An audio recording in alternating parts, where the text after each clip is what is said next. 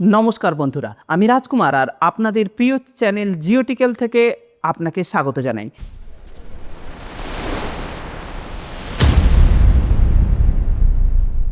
আজকের ভিডিওতে আমরা একটা জ্বলন্ত টপিকস নিয়ে কথা বলবো। একদিকে পাকিস্তান আর আফগানিস্তানের যুদ্ধ, অন্যদিকে ইরানে খামেনির মৃত্যু, ইরানে পাল্টা আক্রমণ, বিশ্ব রাজনীতি তোলপাড়, ভারত কোন কোন ডিপ্লোম্যাটিক কৌশল অবলম্বন করবে আর ভারতের লাভ কোথায়, এই ভিডিওতে সব কিছু বিস্তারিত জানাবো। শেষ পর্যন্ত ভিডিওটি দেখুন। প্রথমে কথা বলি পাকিস্তান আর আফগানিস্তান যুদ্ধ নিয়ে। 2026 সালে 27 ফেব্রুয়ারি পাকিস্তানের ডিফেন্স মিনিস্টার খাজা আসিফ ঘোষণা করেছিলেন যে পাকিস্তান এবং আফগানিস্তানের মধ্যে ওপেন ওয়ার শুরু হয়েছে। পাকিস্তান আফগানিস্তানের কাবুল, কান্দাহার, পাকতিয়া প্রিভেন্সে এয়ার স্ট্রাইক করেছে, যাতে তালিবানের মিলিটারি ইনস্টলেশন ধ্বংস হয়েছে। আফগানিস্তান তালিবানের উপর পাল্টা আক্রমণ করে পাকিস্তানের মিলিটারি পোস্টে ড্রোন আর মিসাইল ছুড়ছে। পাকিস্তানের অভিযোগ যে আফগানিস্তান ভারতের প্রক্সি হয়ে উঠেছে।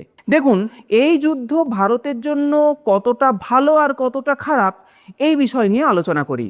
দেখুন, ইরানের দিক থেকে 2026 সালের 28 ফেব্রুয়ারি ইউএস এবং ইসরায়েলের জয়েন্ট অপারেশনে ইরানের supreme leader Ayatollah Ali Khamenei নিহত হয়েছেন।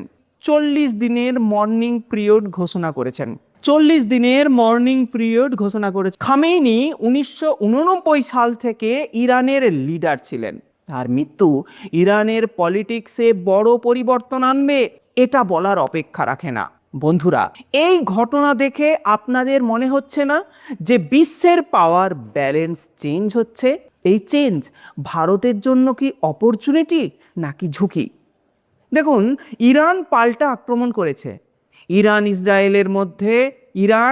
ইসরায়েল এবং ইউএসের গলফ দেশগুলো দেশে মিসাইল এবং ড্রোন অ্যাটাক করেছে, যেমন বাহরান, কাতার, ইউএই, জর্ডন, কুয়েত। এই প্রত্যেক জায়গায় অ্যাটাক করেছে ইরান। এই অ্যাটাকগুলোর অনেকগুলোই ইন্টারসেপ্ট করেছে ইউএসএ এবং ইসরায়েলের বাহিনী, কিন্তু এটা বিশ্ব রাজনীতিকে তোলপাড় করে দিয়েছে। পাকিস্তানের প্রক্সি গ্রুপ যেমন হিজবুল্লাহ, হুথি এখন অ্যাক্টিভ হতে পারে। এই কনফ্লিক্টের ফলে অয়েলের প্রাইস আকাশ ছুঁতে পারে। এটা কিন্তু আমাদের ইন্ডিয়ার জন্য মোটেই ঠিক নয়। আপনি কি ভাবছেন যে মিডল ইস্টে যুদ্ধ ছড়িয়ে পড়েছে? ভারত কিভাবে এটাকে এড়িয়ে যাবে? এখন বিশ্ব রাজনীতি তালমাটাল।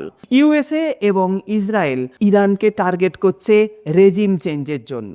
পাক আফগান যুদ্ধ দক্ষিণ এশিয়াকে অস্থির করেছে। রাশিয়া, চীন, সৌদি আরব এই ঘটনাগুলোর উপর নজর রাখছে। এই অস্থিরতা global supply chain, oil price, security চ্যালেঞ্জের মুখে ফেলবে। বন্ধুরা, এই টালমাটাল অবস্থায় ভারতের পজিশন কি? প্রথমে আফগানিস্তানের সাথে ভারত তালিবানের সাথে একটা এনগেজমেন্ট বাড়িয়েছে এবং হিউম্যানিটেরিয়ান এইডস দিচ্ছে, ডিপ্লোম্যাটিক কনস্ট্রাক্ট রাখছে। পাকিস্তানের এই অ্যাটাককে ভারত স্ট্রংলি কন্ডেম করছে। এতে ভারত আফগানিস্তানে ইনফ্লুয়েন্স বাড়াতে পারে পাকিস্তানকে কাউন্টার করতে। দ্বিতীয়ত, ইরানের সাথে ভারত চাবাহার পোর্ট অপারেট করে, যা সেন্ট্রাল এশিয়ার অ্যাক্সেস দেয়, যা পাকিস্তানকে বাইপাস করে। ইরানে যদি মডারেট রেজিম চেঞ্জ আসে, তাহলে স্যাকশন কমলে ভারত ইরান ট্রেড বাড়বে। ভারত ইরানের সাথে ডিপ্লোমেসি চালিয়ে যাবে, ইউএসএর সাথে ব্যালেন্স করবে। তৃতীয়ত, পাকিস্তানের সাথে কি হবে? পাকিস্তান এখন ডাবল ফ্রন্টে, আফগানিস্তান এবং ইরান। ভারত এই সুযোগে স্ট্র্যাটেজিক স্পেস পাবে, যাতে চায়না আর পাক অ্যাক্সিসকে আরও কাউন্টার করবে। ভারত মাল্টিল্যাটারাল ফোরাম যেমন ইউএন, কোয়াডে এই ইস্যু রেজ করবে। বন্ধুরা, এই কৌশলগুলো দেখে আপনাদের মনে হচ্ছে না যে ভারত কত স্মার্টলি খেলছে? প্রথম, পাক আফগান যুদ্ধে পাকিস্তান দুর্বল হবে, এটা কোনো বলার অপেক্ষা রাখে না। ভারতের সিকিউরিটি থ্রেট কমবে। দ্বিতীয়ত, আফগানিস্তানের ইনফ্লুয়েন্স বাড়লে সেন্ট্রাল এশিয়ার অ্যাক্সেস আরও ভালো হবে। তৃতীয়ত, ইরানের স্টেবিলিটি আসলে অয়েল ইম্পোর্ট আরও সস্তা হয়ে যাবে, ট্রেড বাড়বে। চতুর্থত হচ্ছে চায়না পাখের যে ইনফ্লুয়েন্স সেটা কমে যাবে দক্ষিণ এশিয়ায়। সামগ্রিকভাবে ভারতের স্ট্র্যাটেজিক প্রফিট কি? ভারতের স্ট্র্যাটেজিক প্রফিট হলো শক্তিশালী পজিশন।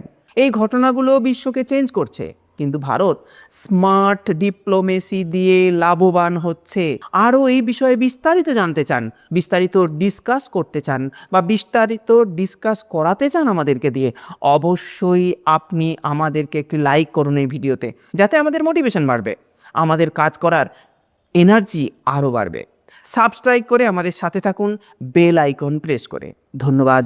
জয় হিন্দ, বন্দে মাতরম।